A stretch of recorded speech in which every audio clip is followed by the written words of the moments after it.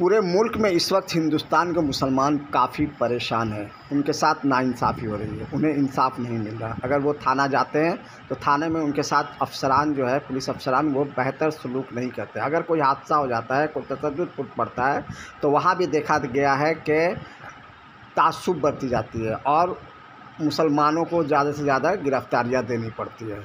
आखिर ऐसा क्यों? ये सब कुछ एक्चुअल में वोट बैंक पोलराइजेशन है। कुछ पार्टियां चाहती है कि वो वोट बैंक के लिए हिंदू मुस्लिम करे और यही वजह है कि मुसलमान आज इनके शिकार हो गए हैं। मुसलमानों का अब वक्त आ गया है कि वो सही फ़ैसला ले। हुकूमत के साथ उनका बर्ताव अगर बेहतर नहीं होगा तो आने वाले दिनों में उनके लिए मसाइब हद से ज़्यादा बढ़ते जाएंगे। आइए इस सिलसिले में ACPR और बंदी मुक्ति कमेटी बंगाल में इन दिनों मुसलमानों के साथ बहुत ज़्यादा नाइंसाफ़ी हो रही है। ऐसे में आज जो प्रोग्राम था, इससे कितना फ़ायदा पहुंचेगा मुसलमानों का? मुसलमान क्या करें कि उनको जिस तरह से उनके साथ इनजस्टिस हो रही है वो ना हो। देखिए, एक ऐसा माहौल बना है जो सिर्फ बंगाल ही क्यों, आप देखेंगे पूरे मुल्क में इस तरह का फ़िरका वाराना एक हालात बने हैं। और जाहिर सी बात है कि अब 6-9 महीना के अंदर में बंगाल में इलेक्शन होने वाला है और बीजेपी की हालत बड़ी ख़राब है।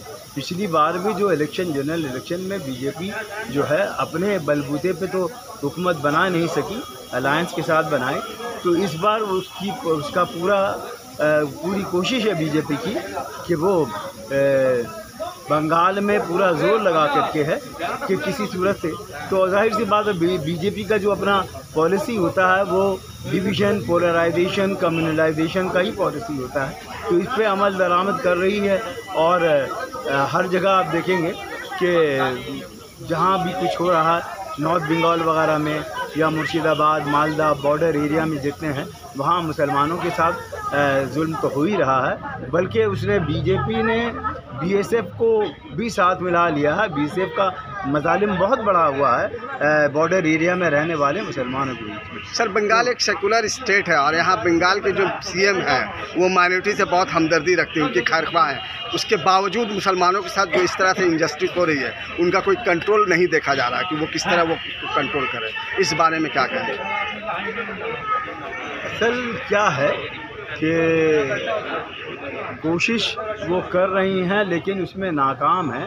बीजेपी का जो ऑनस्लॉट है उसको रोकने में नाकाम है। मगर एक चीज़ जो मैं वाज़े तौर पे कह देना चाह रहा हूँ कि यहाँ की हमारी जो चीफ मिनिस्टर हैं वो काउंटर कम्युनलाइजेशन की जानिब जा रही हैं, जो मुझे लगता नहीं है कि जब आप एक सेकुलर स्टेट में हो तो सेकुलर स्टेट कोई भी मज़हब को, अभी जिस तरह से मज़हब का वेपनाइजेशन हो गया है और उन्होंने क्या किया है कि जिस तरह से केजरीवाल ने किया था कि जय हनुमान और वो उसने किया था, तो यहाँ पर भी वो अभी एक काउंटर कम्युनलाइजेशन या काउंटर ये जो कर रही है मज़हब की बुनियाद पे, जय जगन्नाथ और जय श्री राम का ये माहौल। असल क्या है कि जय जगन्नाथ कहिए या जय श्री राम कहिए, आप वो जो माहौल को क्रिएट कर रही हैं वो कम्युनल माहौल ही है और ये कम्युनल माहौल जो है वो नफ़रत को ही जन्म देगा। अल्टीमेटली दोनों मिल जाएंगे और उसका जो आफ्टर माथ होता है वो मुसलमानों के ऊपर आता है। और हम देखते हैं इसमें मुझे कोई आर नहीं है कहने में कि बंगाल में भी जिस तरह से यूपी में या को बेल्ट में जिस तरह से लिंचिंग हुई हैं, तो बंगाल में भी काफ़ी लिंचिंग्स हुए हैं, लिंचिंग हो रहे हैं, जिसको रोकने की जिम्मेदारी हमारी स्टेट की है, हमारी CM की है। ये बात को इससे इनकार नहीं किया। एक तरफ तो सर बीजेपी हुकूमत जो है वो अयोध्या मंदिर बना रही है और दूसरी तरफ हमारी जो सरकार है बंगाल में वो जगन्नाथ मंदिर का काउंटर कम्युनलाइजेशन का जो ये है, तो इसका तो मस्बत नतीजा नहीं निकलेगा। ये हमारे मुल्क के सेकुलर फाइबर के लिए या सोशल हार्मनी के लिए अच्छी बात नहीं।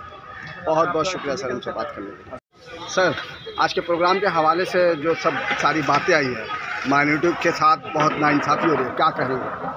देखिए, सबसे पहले आपके तमाम श्रोता व्यूअर्स को मेरा सलाम, जय हिंद। आज बहुत ही इम्पॉर्टेंट एक प्रेस कॉन्फ्रेंस बुलाई गई थी। APCR एक ह्यूमन राइट्स ऑर्गेनाइजेशन संस्था है और बंदी मुक्ति कमेटी के द्वारा मुश्तरका कोशिशों से जो वक्फ अमेंडमेंट एक्ट पास होने के बाद बंगाल में जो इसका विरोध प्रदर्शन हुआ और हो रहा था, वहाँ एक मुर्शिदाबाद ज़िले में आपने देखा वक्फ अमेंडमेंट एक्ट को केंद्र करके उसको सेंटर एपी सेंटर बना के वहाँ पे एक जो है वायलेंस कम्युनल वायलेंस हिट हुआ था, जिसके में 12 से 14 अप्रैल तक जो घटना घटी और उसमें शमशेरगंज पुलिस स्टेशन में 300 से ज़ायद FIR लॉन्च हुए हैं। तो इन्होंने फैक्ट फाइंडिंग कमेटी ने एक रिपोर्ट आज सबमिट की है। वहाँ देखा गया है कि ज़्यादातर जो FIR के जो कंप्लेंट है, जो अभियोग हैं, वो सेम नेचर के हैं। पैसे चोरी हुए हैं और ज्वेलरी चोरी हुए हैं। 25 से ज़ायद से भी ज़्यादा जो कंप्लेनेंट है वो सेम है और जो उन लोगों का कंप्लेन लेटर है वो एकदम हूबहू मिलता जुलता है। तो ऐसा लग रहा है कि BJP RSS के कुछ लोग, एक ग्रुप जो है, इन लोगों को जो है उत्साहित किए कि आप लोग इस तरह का जो है वायलेंस करें और उसके बाद कंप्लेंट भी इन लोगों ने दर्ज किया। तो हम लोग इसको कंडेम करते हैं और इसके सिलसिले में हम लोग महामहिम राज्यपाल से भी डेपुटेशन सबमिट करेंगे, ह्यूमन राइट्स कमीशन में भी, child right commission, women commission, जहाँ भी जो भी संविधानिक जो अदारे हैं वहाँ हम लोग दरवाज़ा चीफ जस्टिस ऑफ इंडिया तक क्या डिमांड करेंगे आप? हम लोग यही डिमांड करेंगे कि लॉ प्रिवेल करना चाहिए। बंगाल को अस्थिर करने की एक साजिश जो की जा रही है 2014 के बाद से केंद्र में जब BJP आई है, 2014 के बाद से केंद्र में BJP आने के बाद, चूँकि आपको मालूम है कि BJP मेजोरिटेरियन पॉलिटिक्स करती है, वो सिर्फ और सिर्फ हिंदू की बात करती है।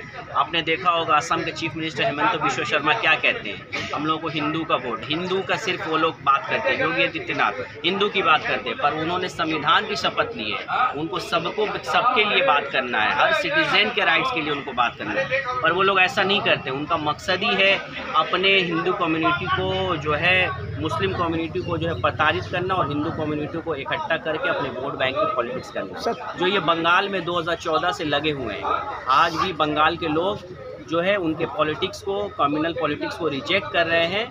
और ये जो मुर्शिदाबाद जो वायलेंस हुआ है, ये भी एक सोची समझी साजिश है BJP RSS की, ताकि बंगाल को अस्थिर किया जा सके। सर, खास तौर से देखा जाता है कि बंगाल में जहाँ जहाँ मुस्लिम कम्युनिटीज़ हैं वहाँ इस तरह के कुछ ना कुछ फसादात कराए जाते हैं या उनका एक सिस्टम जो है वो चेन बनाया जाता है ताकि मुस्लिम ज़्यादा परेशान हो, मुस्लिमों को परेशान किया जाए। इसके पीछे क्या मकसद रहता है उनका? देखिए, मैंने पहले ही कहा BJP RSS जहाँ जहाँ मुस्लिम आबादी है वहाँ वो लोग चाहते हैं कम्युनल वायलेंस हिट करके अपने जो हिंदू वोट्स हैं उसको जो है इकट्ठा कर सके, हिंदू वोट्स को एक तरफ ला सके। तो वो कैसे होगा? जहाँ पे गंगा जमनी तहजीब हिंदू मुस्लिम जहाँ एक होकर सदियों से रह रहे हैं, वहाँ ये लोग नफ़रत डाल के डिवाइड एंड रूल की राजनीति, ब्रिटिश वाली राजनीति करते हैं। तो बंगाल में भी ये लोग बहुत सालों से इनकी नज़र है, पर ये लोग अपने साजिश में नाकाम रह रहे हैं। बंगाल के लोग कभी नजरुल इस्लाम, अमन पसंद टैगोर, अमन पसंद, कल्चरल लोग यहाँ ज़्यादा हैं, कल्चरल डाइवर्सिटी यहाँ ज़्यादा है, भिन्न भिन्न प्रांत, भाषा, मज़हब के लोग यहाँ हैं और कई हज़ारों साल से यहाँ की एक संस्कृति है। तो ये BJP RSS जितनी भी कोशिश कर ले, ये नाकाम रहे। सर, हिंदुस्तान के मुसलमान ख़ास तौर पर, पूरे मैं हिंदुस्तान की बात कर रहा हूँ कि माइनॉरिटी ख़ास तौर से इनजस्टिस के शिकार हैं, तो इनके लिए क्या ऐसा प्रोग्राम बनाया जाए ताकि इनको सेफ्टी मिले? देखिए, मेरा हमेशा से ये मानना रहता है कि माइनॉरिटी को ज़्यादा से ज़्यादा तालीम से जुड़ने की ज़रूरत है, क्योंकि 12th तक 10th तक जाते जाते ड्रॉप आउट ज़्यादा देखा जा रहा है। एक ही आपके पास हथियार है, वो हथियार है तालीम। एजुकेशन आपकी नहीं आएगी, आप ब्यूरोक्रेसी में जाइए, आप पॉलिटिक्स में मेन डिसीजन बॉडी मेकिंग में आइए। जब तक तालीम ही इसका रास्ता है, आप हायर एजुकेशन में जाइए और तमाम ये जो है ब्यूरोक्रेसी में जब आप आएंगे, जब पॉलिटिकल डिसीजन बॉडी में आएंगे, कॉन्स्टिट्यूशनल बॉडी में आएंगे, तो ही आपकी अपलिफ्टमेंट हो सकेगी। तो मैं हमेशा कहता हूँ कि माइनॉरिटीज़ जहाँ भी हैं वो तालीम पे ज़्यादा फोकस करें। मैंने education is backbone for the minority. Education ही एकमात्र रास्ता है अपने सोसाइटी को, अपने समाज को अपलिफ्ट करने के लिए। और जब बाबा साहब भीमराव अम्बेडकर ने कहा था कि जब शिक्षित आप बनेंगे, संगठित बनेंगे, संघर्षशील बनेंगे, तभी आप अपने देश को आगे ले जा सकते। बहुत बहुत शुक्रिया। যখন কামতাপুরি আন্দোলন বিরুদ্ধে তৎকালীন সরকার ব্যবস্থা নেয়, 19টা FIR করেছিল পুরো উত্তরবঙ্গের মালদা থেকে জলপাইগুড়ি, দার্জিলিং পর্যন্ত 19টা FIR হয়েছিল। এখানে একটা জেলার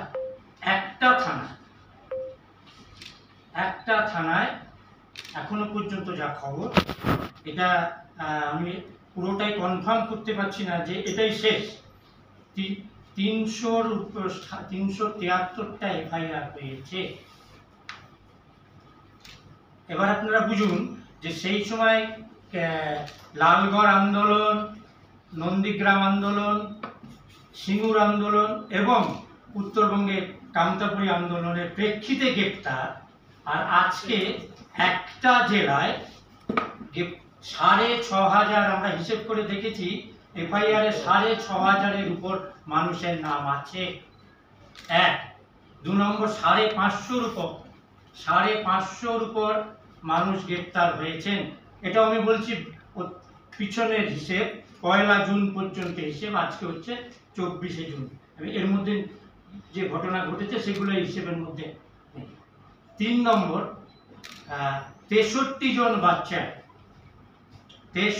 জন বাচ্চাকে গ্রেপ্তার করা হয়েছিল। আমি বিনয়ের সঙ্গে অনুরোধ করছি, তারা জুভেনিয়াল জাস্টিস বোর্ডের তাদের হেফাজতে ছিল। আমার প্রশ্ন হচ্ছে তাদের মেডিকেল টেস্ট করানো হয়েছিল কি? আমি রাজ্য সরকারের কাছেই দাবি করছি, কারণ আমাদের কাছে খবর আছে আমাদের যে প্রতিনিধি সেই বাচ্চাদের সঙ্গে মিট করেছিলেন, প্রায় 7 দিন পরেও গিয়েছিলেন, দেখেছে পিঠে বাচ্চা 14 বছর 12 বছর শিশুদের পিঠে তখনও দাগ রয়েছে। আমি গোটাটা কোর্টের মধ্যে রেখে বলছি, রাজ্য সরকারের কাছে আমি অনুরোধ করছি যে গ্রেপ্তারের পরে সাধারণ নিয়ম অনুযায়ী যে মেডিকেল টেস্ট হয়, প্রপার মেডিকেল টেস্ট হয়েছিল কি না। আমি আপনার উত্তরের মধ্যে থেকে পাবেন। 2 নম্বর হচ্ছে যে জনপ্রিয় মিষ্টান্ন ভাণ্ডারের যিনি মালিক, তিনি বলেছেন আমি আমার দোকান যারা ভাঙছেন তার সিসি ক্যামেরায় তাদের ছবি আছে, আমি পুলিশকে দিয়েছি। প্রশ্ন হচ্ছে তাদের গ্রেপ্তার করা হয়েছে কি না। তার সঙ্গে আরো প্রশ্ন আমাদের, সেটা হচ্ছে ভারতবর্ষের যতগুলো, আমি মানবাধিকার কর্মী দাঙ্গা ব্যবহার করি না, কারণ দাঙ্গা মানে দুপক্ষ মারামারি। দিল্লিতে যেটা হয়েছে আমরা বলি ওটা গণহত্যা, কেন 50+3, 50 জন মুসলমান মারা গেছে, 2 জন, একজন পুলিশ মারা গেছে, 2 জন তারা ঘটনাক্রমে মারা গেছেন, ধর্মের পরিচয় তারা হিন্দু। ফলে আমরা বলি যে এগুলো হচ্ছে গণহত্যা। কোনো গণহত্যা সরকারের কোনো স্তর থেকে প্রশ্রয় না থাকলে, আপনারা যদি দেখেন যে ধুলিয়ান যে থানা, আমি গিয়েছিলাম ঘটনা 3-4 দিন বাদে, সেই থানা থেকে যদি বেশি না ইশারা করলে বোঝে দেখা যায় সেই দোকান পোড়ানো হয়েছে। এবং প্রশাসনের, আমি পলিটিক্যাল এক্সিকিউটিভের কথা বলছি না, অ্যাডমিনিস্ট্রেটিভ এক্সিকিউটিভ, আমরা যারা জানেন তারা ভাগ করেন যে পলিটিক্যাল এক্সিকিউটিভ বলতে কি বোঝায় আর অ্যাডমিনিস্ট্রেটিভ এক্সিকিউটিভ। অ্যাডমিনিস্ট্রেটিভ এক্সিকিউটিভের মদত ছাড়া, এবং আপনারা জানেন বোধহয় কয়েকদিন আগে মাননীয় মুখ্যমন্ত্রী তাকে প্রশ্ন করেছিলেন, তিনি পরিষ্কার বলেছেন বিজেপি পরিকল্পিতভাবে, এই আরএসএস, উনি আরএসএস বলেননি, আমরা বলছি আরএসএস, বিজেপি পরিকল্পিতভাবে এই ঘটনা ঘটিয়েছে। বিএসএফ হাইকোর্ট অর্ডার দেওয়ার আগে ওখানে বিএসএফ দেখা গেল কি করে, চটি পড়া বিএসএফ, অনেকেই অভিযোগ করেছেন, তার কি তদন্ত হয়েছে আমরা জানি না কি হয়েছে। এবং বিএসএফ গুলি করে যাকে হত্যা করেছে ইজাজ আহমেদ, সে ব্যাপারে কোনো পদক্ষেপ হয়েছে? আমি আপনাদের সর্বভারতীয় ক্ষেত্রে প্রতিষ্ঠিত 4টি সংস্থা পুলিশের উপর কাজ করে, তাদের একটা রিপোর্ট আপনাদের দেখাবো, যিনি প্রশ্ন করছিলেন রিপোর্টের উত্তর পেয়ে যাবেন। এই আপনারা জানেন যে CSDS, centre for the studies of developing society, তাতে বহু পুরনো বিচারপতি IPS অফিসাররা আছেন, তারা এই খেটে খুঁটে 4টি সংগঠন মিলে কমন কজ রিপোর্ট প্রকাশ করেছেন। এই রিপোর্টের একটা অংশ আমি পড়ে দিচ্ছি। সেই অংশটা আপনারা তাহলে বুঝতে পারবেন যে প্রশাসনের খাঁচে খাঁচে, প্রশাসনের স্তরে স্তরে কি পরিমাণ not by law but by আইডিওলজির দ্বারা গোটা প্রশাসন পরিচালিত হচ্ছে। এটা আমার কথা না, কি বলছেন রিপোর্টে? 2/3 of the police personnel in the state of Rajasthan, Maharashtra, Madhya Pradesh, West Bengal, Gujarat 67%, West Bengal 68%, and Jharkhand 66% held the opinion that Muslim community is likely to be naturally inclined to committing crime. কি বলবেন? এটা বন্দি মুক্তি committee বা এপিসিআর এর report নয়, এটা common cause, লোকনীতি এবং সিএসডিএস এর রিপোর্ট। তারা বলছেন পশ্চিমবাংলার 68%, আমাদের যদি বলেন আমি বলবো 90%, তবু আমি ধরে নিচ্ছি 68% পুলিশ তারা মনে করে মুসলমানরা অপরাধ প্রবণ জাতি। ফলে সেই দৃষ্টিভঙ্গি থেকে আমি জানতে চাই, আমি রাজ্য সরকারের কাছে হাত জোড় করে অনুরোধ করছি, জনপ্রিয় মিষ্টান্ন ভান্ডার যারা ভেঙেছেন তাদের বিরুদ্ধে কি ব্যবস্থা হয়েছে? আমরা তথ্য দিয়ে দেখালাম, ভানু সরকার দেখিয়েছেন যে কি পরিমাণ।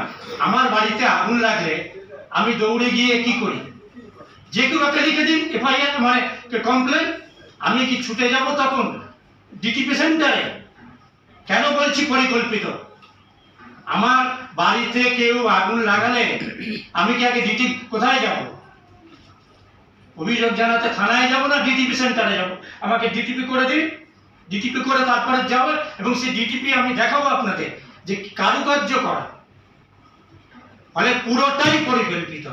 এবং আমাদের আশঙ্কা, ভারত সরকার জেনোসাইড কনভেনশনে স্বাক্ষর করেছে 1948 সালে, যে জেনোসাইড কনভেনশন, তার যে 5টা আছে, ক্রাইটেরিয়া আছে, তার অন্যতম ক্রাইটেরিয়া হচ্ছে যে মেন্টালি আপনি যদি কাউকে, কোনো কমিউনিটি, কোনো রিলিজিয়াস কমিউনিটিকে যদি আপনি ক্রমাগত ইনস্টিক্ট করেন, ক্রমাগত বিপদাপন্ন করেন, সেটাও জেনোসাইড।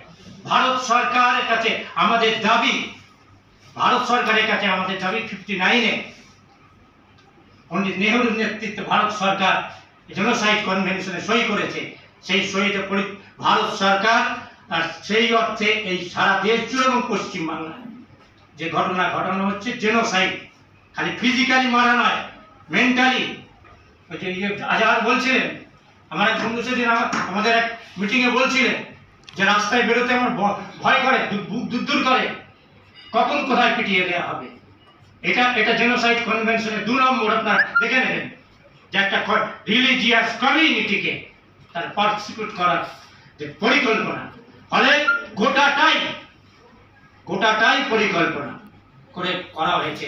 আমরা এটাও বলছি রাজ্য সরকারের কাছে যে ভারতবর্ষের আইন অনুযায়ী ফলস এফআইআর করা এবং প্রশাসনের মদতে, পুলিশ অফিসার পড়ে দেখেনি যে মহিলা, সে বলছে সোনা প্রমুখ, মানে এত ব্যস্ততা, এত সেবা, পুলিশ এত জনগণের দুঃখে পীড়িত, এই কমপ্লেনটা পড়ে রাখার সময় পাইনি। ও দাদা করে দিয়েছে, কোনো এক দাদা করে দিয়েছে, টেলিফোনে বলে দিয়েছে। এবং দেখবেন অভিযোগ, দেখবেন তথ্যের ফ্যাক্ট ফাইন্ডিং যারা করেছেন প্রত্যেকে বলেছেন যে 4 পুলিশ প্রশাসন, এমনকি জনপ্রতিনিধি, এমপি ফোন করেছেন, এমএলএ ফোন করেছেন, তাদের ফোন পর্যন্ত পুলিশ প্রশাসন ধরেনি। ফলে আমাদের দাবি, পরিকল্পিতভাবেই সারা পশ্চিমবাংলায় উত্তাল করা ষড়যন্ত্র হচ্ছে। সেই ষড়যন্ত্রের অংশ এটা। শুধু 2-4 জনকে ধরলে হবে না, পরিকল্পনাটা অনেক উপরতলায় করা হয়েছে, মাথাদের খুঁজে বার করতে হবে।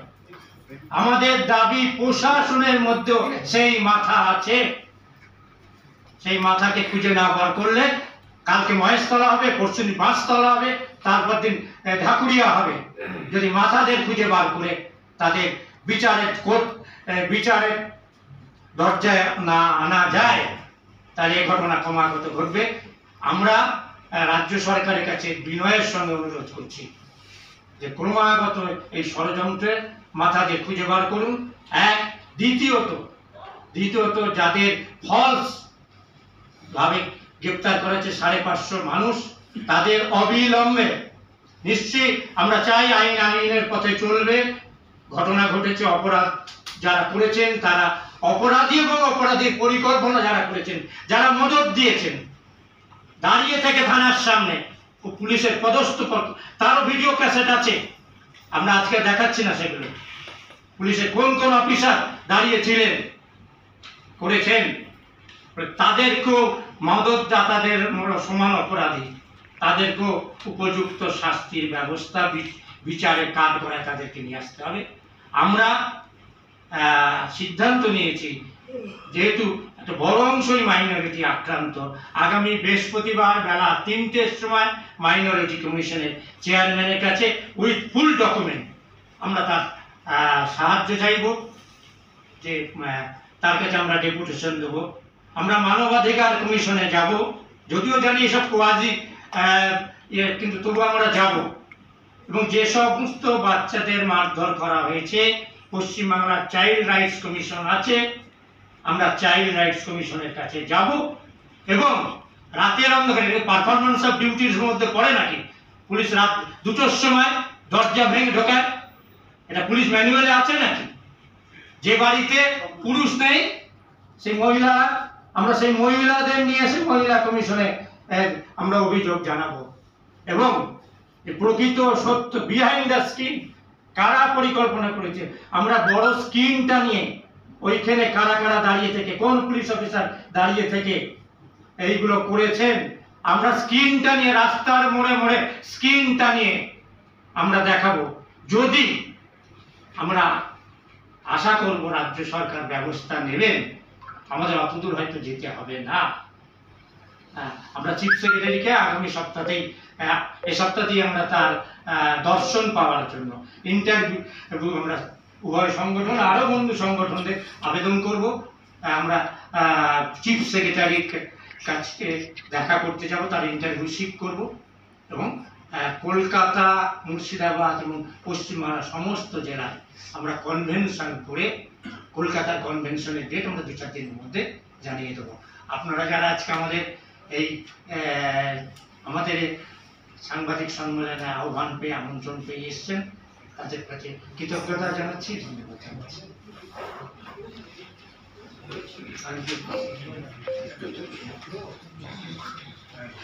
শুধু আমি এখানে একটা অ্যাডিশন করবো যে বিএসএফ এর গুলিতে পশ্চিমবঙ্গের এই ঘটনাতে 13 জন মুসলিম যুবক আহত হয়ে আছে, সেই খবর আসেনি। আমরা আরো এরকম অনেক ঘটনা ঘটেছে, মুসলিমদের গ্রাম করোনা ঘটনা ঘটেছে, হিন্দুদের পাশাপাশি মুসলিমদের গ্রাম বাড়িঘর সম্পর্কে আক্রান্ত হয়েছে, সেগুলোর খবর মিডিয়া চেপে গেছে। আমরা সেগুলোকে সামলানোর চেষ্টা করব আগামী দিনে।